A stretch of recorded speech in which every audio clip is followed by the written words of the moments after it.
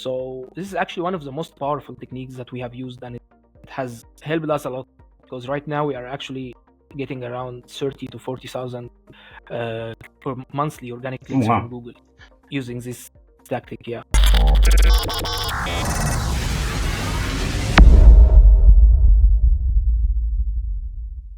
All right, welcome to Hack to the Future with Kyle Roof. I am Kyle Roof, and today we have Ahmed Ezat, who's the founder of Katteb.com, SEO S7 agency. Ahmed, thanks for being here. Thanks, Kyle. Thanks for having me. Ahmed, I know that when people start SEO, especially for like a new site, there's kind of the idea of kind of avoiding difficult keywords. And I think Yeah. you take a slightly different approach and go after what you call tough looking keywords, or the looking tough keywords. Can you walk Yeah. us through that? Okay. Actually, I would like to mention that this approach is solely based on SaaS niche. Okay. Yeah, it will not work for every market.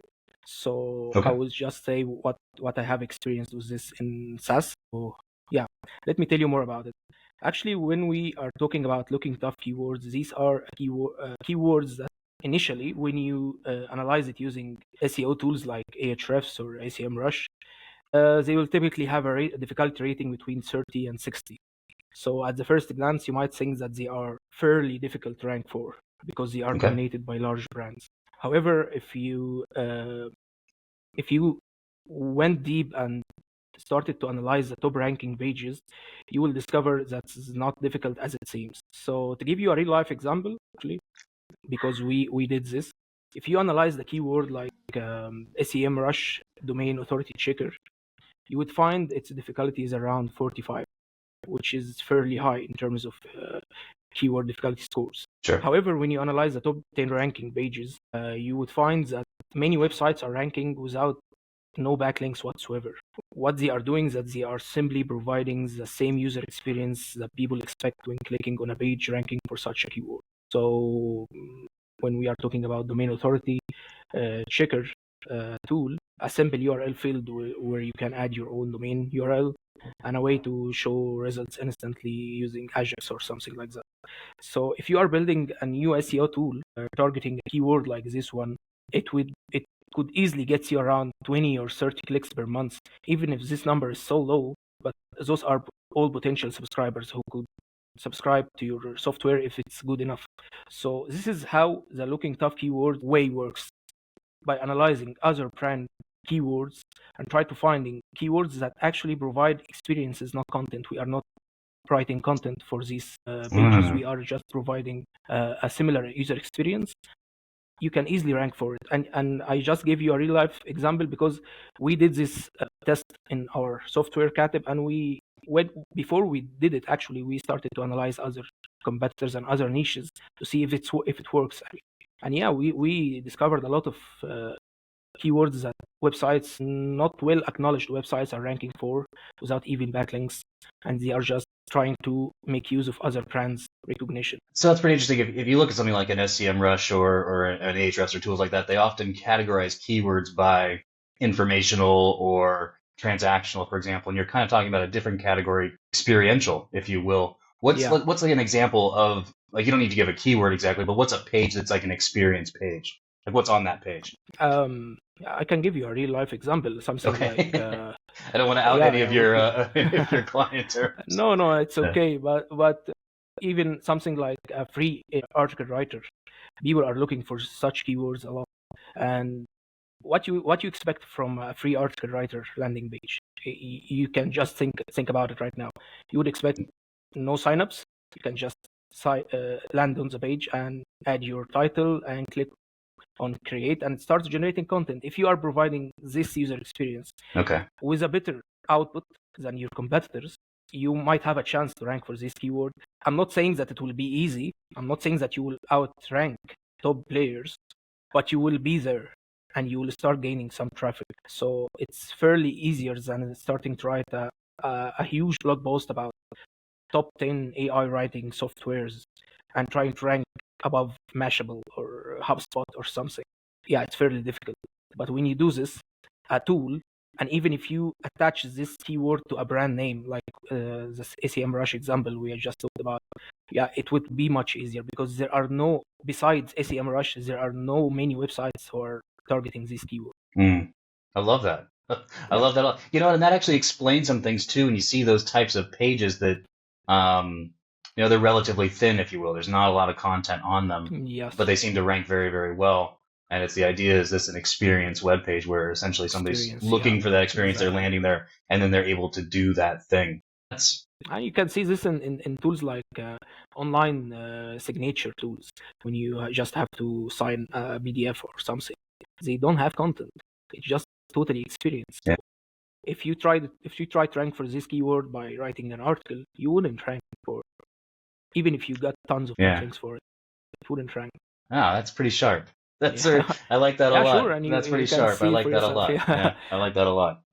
yeah. Within your agency, so somebody hears that, right? They hear you talk about that, and then they want to come to your agency, SEO S7. And how do you kind of set reasonable expectations then, if maybe there isn't one of these options, or it might take a little longer? How do you kind of set that expectation for people when they might have kind of some misconceptions or some preconceived ideas Mhm. about SEO? Actually, I always say that we are working in the hardest field of digital marketing. Nothing comes close, actually, because we are always trying to promise, and based on some research and some expectations, but it's not a rocket science. It's not a solid science, and you can't guarantee any result. One of the most misconceptions in SEO is that it's a one-time job and it can be done one time and you are done. I usually say SEO is like marriage. You can be single as long as you want, but when you decide to get married, it's a lifetime commitment. So if you are not ready to commit for SEO or to SEO for your business lifetime, you are not actually ready to start working on Hmm. SEO or improving your website search engine rankings. So what I do actually is that we try to vet our clients as much as they do with us, and we do it based on their expectations and how they understand the market landscape, the competition landscape.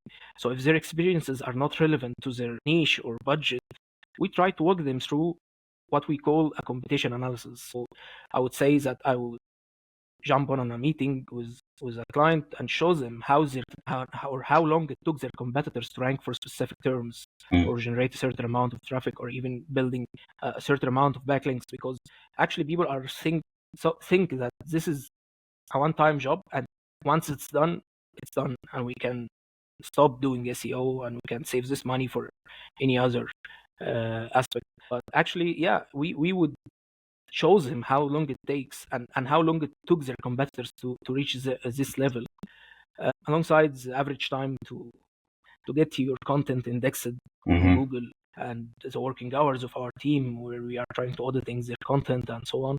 So yeah, we try to walk them through this, and if they are not happy about it, we politely say that we will not be a good fit for you guys, and you might consider going after direct ads or something.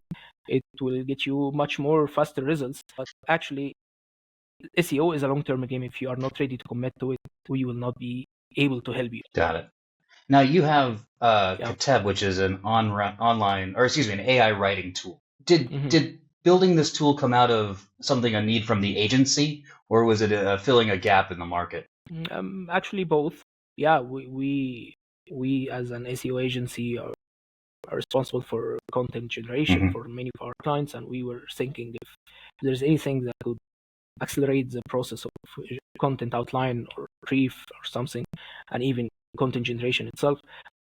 But actually, there was a market gap because there are a lot of content types that doesn't require long time researching and doing interviews with other people to get some information. You can just fill the gaps using AI. So yeah, there was a market gap, and we needed this inside our agency, and was the main driver behind Katteb, actually, that we were building our own businesses, and we used to spend a lot of time working on content. And actually, we started in 2021 before ChatGPT and so on. So it wasn't, the hype about AI was not as much as it's now. Sure. So, yeah, it was a much new thing to have.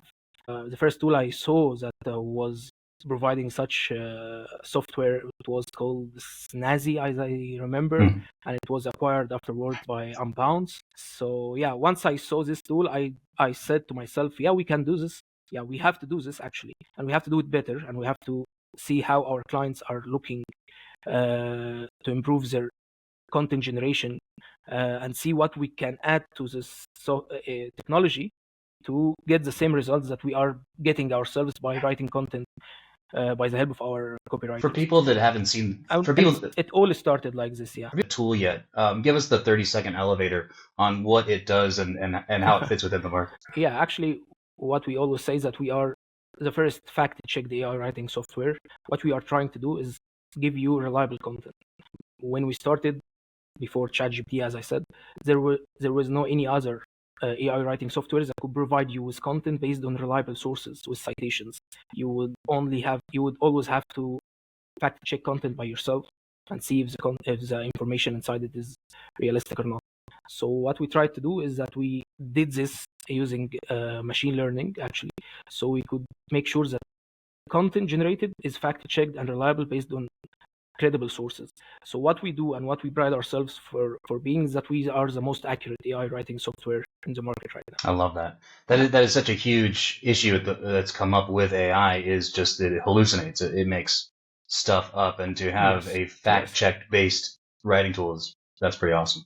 You've done Exactly. some really cool things, I think, for the growth of the software. But before we get to those, I want to play the little game that we call Talk Me Out of Doing Something. You're based out of Cairo. I'm a big traveler, and seeing the pyramids and the Valley of the Kings is on my bucket list. But talk me out of doing that. What's something else that I should do in Cairo that many people don't know about? You have to try local food for sure. Okay. Actually, yeah, our local food is very unique. At the beginning, you might get surprised of how of how the test is, but once you do it once, you will never forget it. Yeah, so you have to try our First local food, dish. especially First kushari. dish. What should I go for?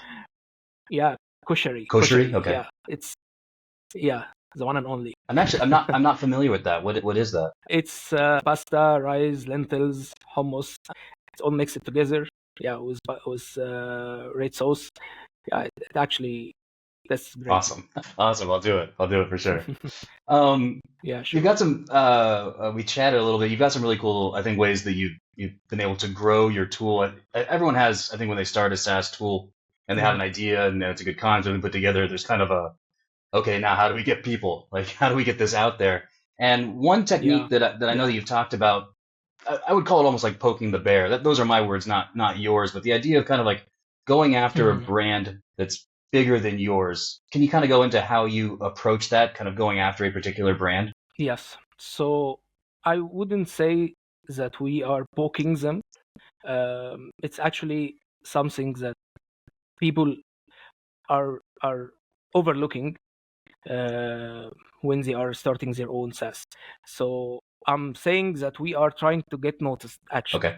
So let me tell you more about it. What we do is that we try to create comparison pages targeting the top 3 to 5 competitors in our niche.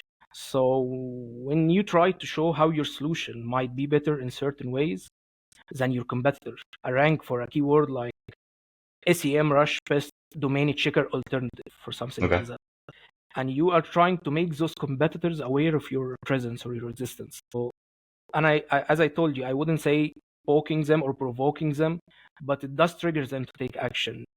Not all will respond actually. If you are targeting around 5 to 7 competitors with your comparison alternative pages, not all of them will respond, but some of them will do exactly what you did, and they will create a comparison page to showcase how they are better than you.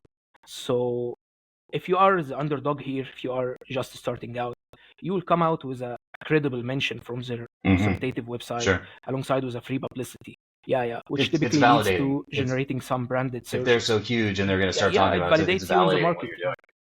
Yeah. Exactly. And it's and actually it gets you some branded searches and the high quality traffic.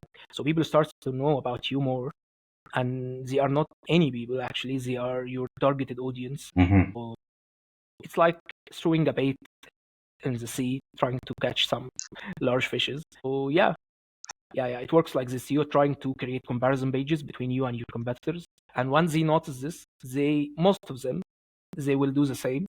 They will put you in comparison, trying to showcase that how they are better than you, and you will get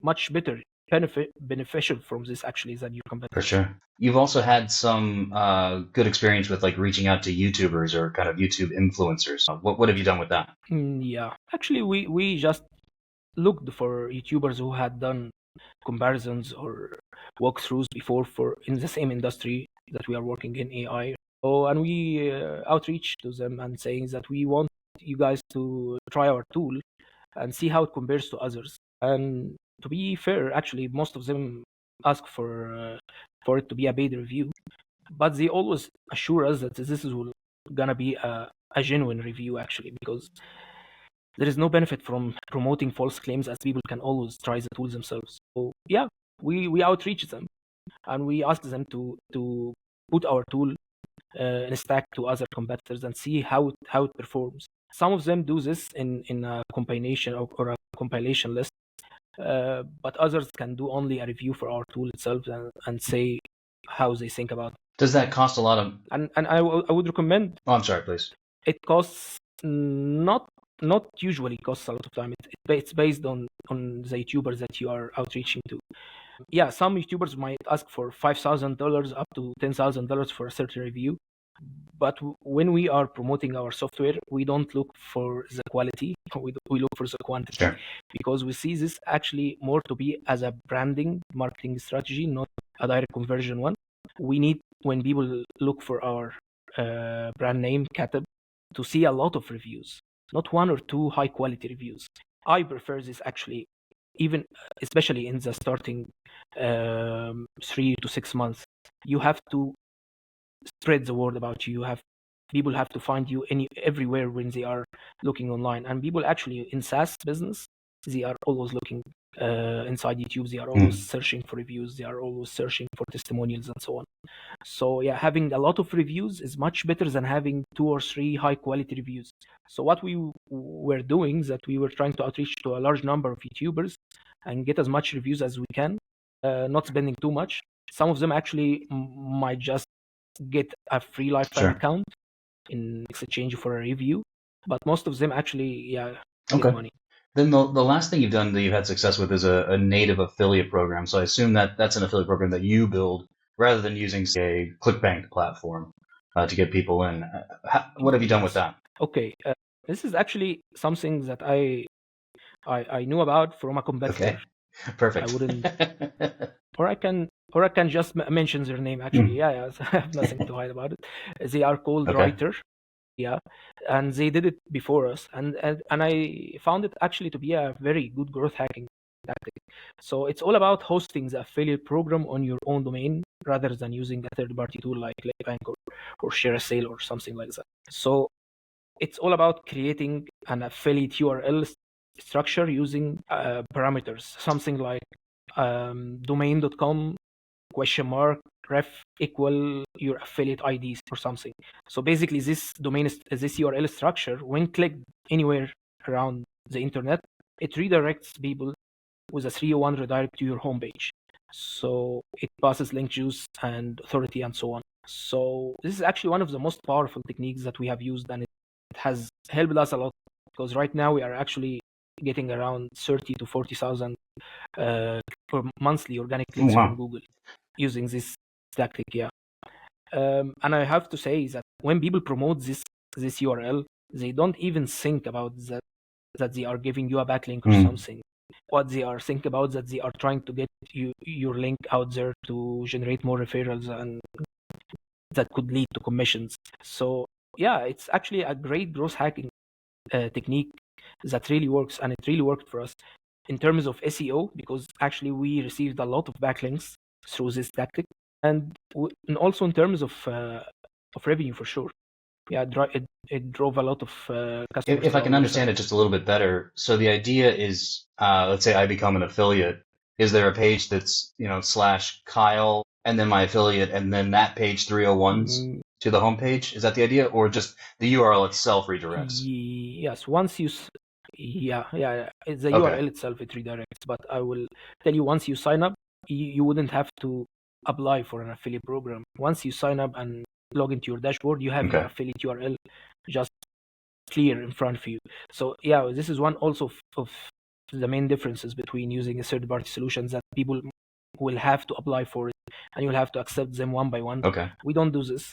We give our affiliate URLs to everyone. If you are willing to promote us, why we would ask you for some information first? If you are getting us users, come on, man, let's do it.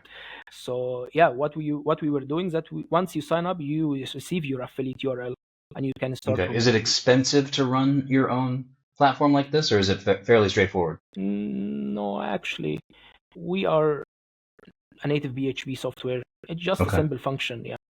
And then you have to build the backend, I would imagine, to track the sales and stuff like that. Yes, the tracking system. Yeah, you have to build it. It will cost you man hours, but it wouldn't cost you money. Sure. Oh, that's awesome. Well, those are fantastic. I loved it. I absolutely loved all of that. That was great. If people want to get in touch with you, how can they do that? Actually, they can get in touch with me on Twitter. It's twitter.com/Ahmed Katteb, and on LinkedIn. And Katteb is Katteb, right? And I would like add something for our listeners who are listening to this podcast about the native affiliate program. Also, I would like to say that we did some experiment that it worked really well actually for us. Since we have our own unique affiliate IDs, we could track our top affiliates. So we could see who is bringing a large amount of traffic but not converting as much. So we use the tool called VWO. It's a tool for, I don't know if you know it or not, but actually it's a tool for optimizing user experiences based on a certain criteria. So what we did is that we would be able to personalize our landing pages for each affiliate. So if you, Kyle, are referring some users to us, anyone would click on your affiliate URL and land on our website. We could greet them by showing them a pop-up saying join Kyle today with a 10% discount or something, and give them a promo code with your name. So this is actually attach your name to your audience, because logically they should be knowing about you since they clicked on your own affiliate URL. And people started to see that this is a personalized experience, that you are actually giving them something instead of just landing on our same landing pages that shown to everyone getting to our website. So we use this to personalize the experience of browsing for affiliates, and it leads actually to a huge increase in conversion rate. Yeah, and we tried it, and some affiliates, we tried it actually with 3 or 4 affiliates of our top affiliates, and they saw a huge spike in their conversion rates. I love that. Jumped up to 5%. It's super sharp. Super sharp. Makes sense. Yeah. Well, this was fantastic. Tons of excellent information. I want to thank you so much. Thank you everyone else for listening to Hack the Future. We appreciate you being on. Ahmed, we appreciate you as well. And we'll talk to you next time. Thanks so much. You're welcome. Bye-bye. Bye-bye.